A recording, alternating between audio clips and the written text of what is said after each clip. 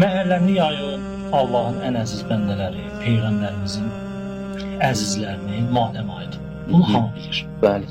Toy isə şadlıq əlamətidir.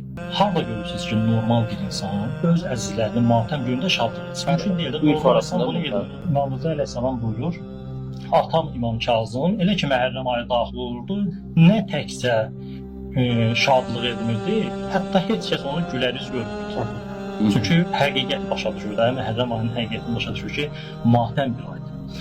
Quran ayələrinə əsasən dinin təməl prinsiplərindən biri əhl-i-beytə məhəbbət bəsləmək. Hansı normal düşüncəli insan məhəbbət bəslədiyi şəxslərin matəmli günündə şadlanır. Məhəmməd Füzulinin bir şeiri var, buyurur, Mah-ı Məhərrəm oldu, məsərrət haram.